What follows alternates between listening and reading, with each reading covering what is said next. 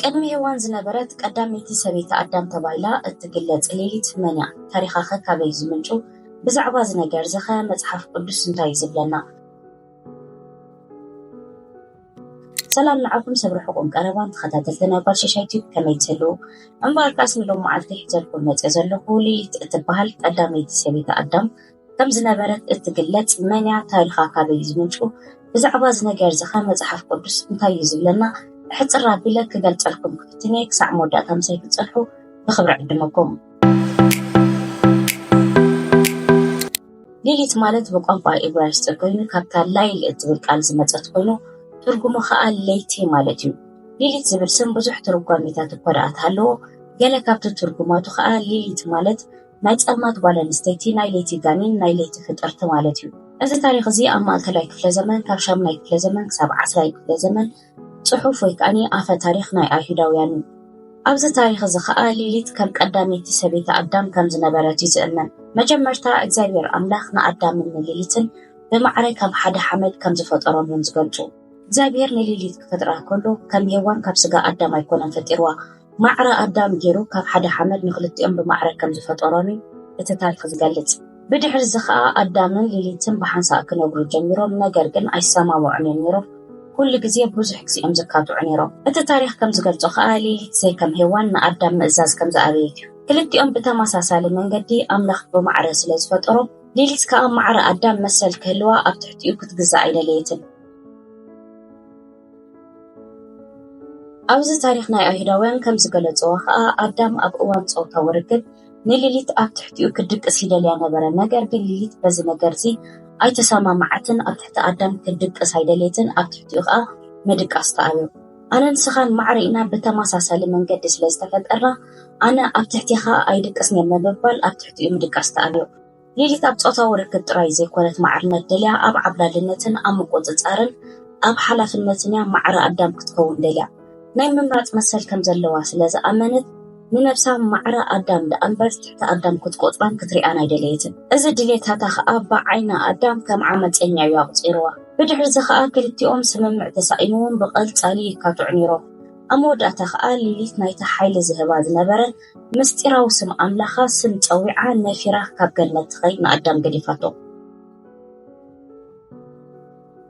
ሌሊት ንኣዳም ገዲፋቶ ብፍቓዳ ካብ ገነት ድሕረ ምኻዳ ካብ ገነት ድሕረ ምህዳማ ኣብ ጥቓ ቀይሕ ባሕሪ ዝርከብ ኣብ ሓደ በዓቲ ኣብ ሓደ ዘፍርሕ ቦታ ክትነብር ጀሚራ። ኣዳም ከዓ ሌሊት ገዲፋቶ ስለ ዝኸደት ብጣዕሚ ይርበሽ፣ ናብ እግዚኣብሔር ከዓ የስምዕን ከምኡውን ጥርዓኑ ከዓ የቕርብ። እግዚኣብሔር ከዓ ነቲ ነገር እቲ ክእርሞም ክዕርዮን ስለ ዝደለየ ንክልቲኦም ብዕርቂ ክመርሶም ስለ ዝደለየ 3 መላእኽቲ ንዕርቂ ዝኾኑ ናብ ሌሊት ይልእኾም። እቶም እግዚኣብሔር ዝለኣኾም ናይ ዕርቂ መላእኽቲ 3 ከዓ ሶኖይን፣ ሳምሶኖይን፣ ሳማንጀሎፍን እዮም ዝበሃሉ። እዞም ካብ እግዚኣብሔር ዝተላእኹ 3 መላእኽቲ ከዓ እቶም ናይ ዕርቂ መላእኽቲ ናብቲ ሌሊት ዘላቶ ቀይሕ ባሕሪ ምስ ከዱ ከዓ ሌሊት ኣብ ሓደ በዓቲ ብጣዕሚ ብዙሓት ቆልዑ ካብ መንፈስ ወይ ከዓኒ ካብ ጋኔን ወሊዳት ትጸንሖም። እቶም 3 መላእኽቲ ከዓ ካብ እግዚኣብሔር ከም ዝተኣዘዙን እግዚኣብሔር ከዓ ናብ ገነት ንክትምለስ ናብ ኣዳም ንክትምለስ ከም ዝኣዘዛ ይነግረዋ። ሌሊት ግን በዚ ነገር እዚ ክትሰማማዕ ኣይከኣለትን፣ ምስኦም ከም ዘይትምለስ ከዓ ትነግሮም። እቶም ካብ እግዚኣብሔር ዝተላእኹ ናይ ዕርቂ 3 መላእኽቲ እውን እዚ ትእዛዝ ናይ እግዚኣብሔር፣ እዚ መላእኽቲ ናይ እግዚኣብሔር ተዘይተቐቢላ መቕፃዕቲ ከም ዝወርዳ ኣብ መዓልቲ ካብቶም ትወልዶም ኣጋንንቲ ወይ ከዓኒ መናፍስቲ ቆልዑ 100 ከም ዝቆስሉላ ከም ዝሞትዋ ይነግረዋ። ንሳ ግን ተመሊሳ ኣብ ትሕቲ ኣዳም ክትግዛእን ንኣዳም ክትእዘዝን ስለ ዘይደልየት ናብ ኣዳም ካብ ትምለስ ኣብቲ ዝነበረቶ ስደት ናፃ ኮይና ብናፅነት ክትነብር ከም ትደሊ ነቶም 3 መላእኽቲ ትገልጸሎ። ኣብ ገለ ናይ ዝዛንታ ከዓ ሌሊት ኣዝያ ስለ ዝሓረቐትን ዝሓዘነትን ከዓ ናብ ጋኔን ከም ዝተቐየረት እዩ እቲ ታሪክ ዝገልጽ። እቶም መላእኽቲ ኣብያቶም ዝተመለሱ ድማ ተደጋጋሚ ኣዳም ንኣምላኽ በይነይ ኮይነ እናበለ ስምዕቱ የቕርብ ስለ ዝነበረ እግዚኣብሔር ከዓ ኣዳም ኣብ ከቢድ ድቃስ እንከሎ ንሔዋን ሓጋዚቱ ክትከውን ካብ ፀጋማይ ጎኑ ከም ዝፈጠረ እዮም ዝገልጹ። ድሕሪቶም መላእኽቲ ናብ ገነት ምምላሶም ከዓ ሌሊት ተጣዒሳ ስለ ዝነበረት ናብ ገነት ክትምለስ ፈቲና ነይራ እያ። ኣብቲ ሌሊት ተጣዒሳ ናብ ገነት ኣብ ዝተመለሰትሉ ግዜ ግን ኣዳም በይኑ ኣይጸንሓን። ምስታ እግዚኣብሔር ሓጋዚቱ ንክትከውን ዝሃቦ ሔዋን ስለ ዝረኣየቱ ሌሊት ብጣዕሚ ትሓርቕ። ሌሊት በአዳም ስለዝሓረቀት ከዓ ኣዳም ምስ ደቀሰ ኣብ ልዕሊኡ ወሲብ ብምፍፃም ዘርኡ ሰሪቃ ትኸይድ።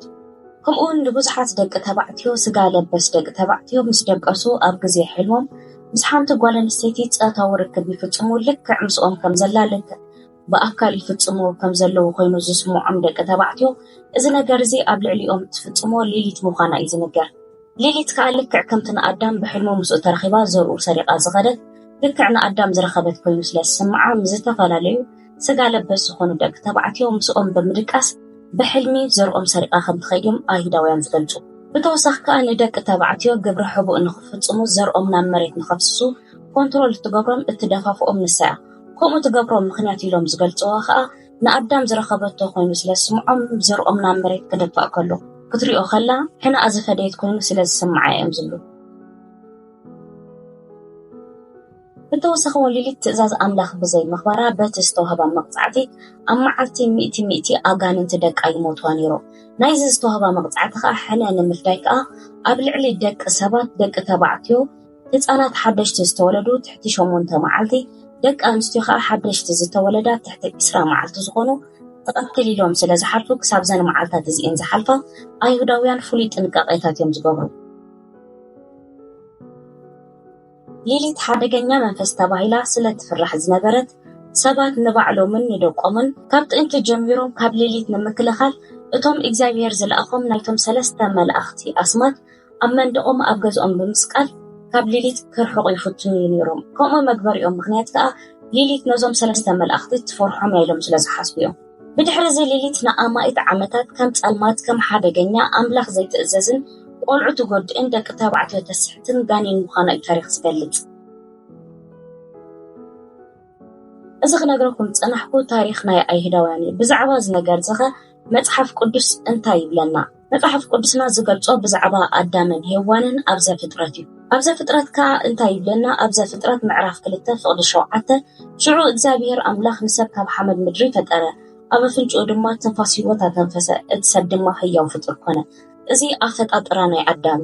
ብዛዕባ ኣፈጣጥራ ኣዴና ሄዋን ከዓ መጽሓፍ ቅዱስና ከም ዝብል ኣብ ዘፍጥረት ምዕራፍ 2:18 ክሳብ 22 እግዚአብሔር ኣዳም በይኑ ምዃኑ ርዩ ከም ዝበለ እቲ ሰብኣይ በይኑ ክኸውን ጽቡቕ ኣይኮነን፣ ንዕኡ ዝምጥን ሓጋዚ ክገብረሉ እየ። ስለዚ ኣምላኽ ንኣዳም ኣብ ዓሚቕ ድቃስ ኣደቀሶ፣ ሓንቲ ካብ መሰንገሊኡ ወሲዱ ካብኣ ድማ ሄዋን ትበሃል ሰበይቲ ፈጠረ። ብድሕሪ እዚ ከዓ ኣዳምን ሄዋንን ኣብ ገነት ብሓንሳእ ክነብሩ ጀሚሮም እግዚአብሔር ከዓ ኩሉ ነገር ፈቒድሎም ካብ ኩሉ ነገር ክበልዑ ካብ ኩሉ ነገር ክሰትዩ፣ ነገር ግን ሓንቲ ትእዛዝ ሂብዎም ንሳ ከዓ ካብታ ሕማቑን ጽቡቕን እተፍልጥ ኦም ከይትበልዑ ንዓ እንተ ደኣ በሊዕኩም ሞት ክትሞቱ ኢኹም ኢሉ ኣዚዝዎም።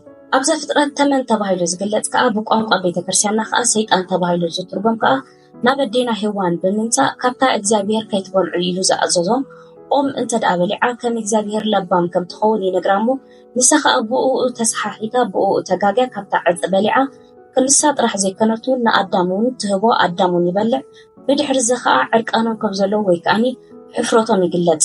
ካብኡ ከዓ ኣዳምን ሄዋንን ብተግባሮም ስለዝሓፈሩ ካብ እግዚአብሔር ክኽወሉ ፈቲኖም። ኣዳም ሄዋን ተመን ንኣምላኽ ስለዘይተኣዘዙ ከዓ ተመን ብከብዱ እንዳተፋሕኸ ንኽኸይድ ተረጊሙ።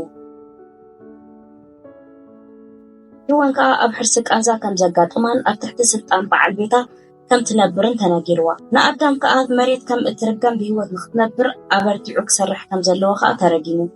ብድሕሪ እዚ ኣዳምን ሄዋንን ካብ ገነት ተሰቢቦም ኣብ መሬት እንዳነበሩ ከለዉ ብዙሓት ቆልዑ ወሊዶም። ነገር ግን ዝያዳ ዝፍለጡ ክልቲኦም ደቆም ኣቤልን ቃኤልን እዮም። ነገር ግን ቃኤል ብቕንኢ ተላዒሉ ንሓዋ ኣቤል ምስ ቀተሎ መተካእታ ኣቤል ከዓ ሴት ዝበሃል ወዲ ከም ዝወለዱ መጽሓፍ ቅዱስና እዩ ዝገልጸና።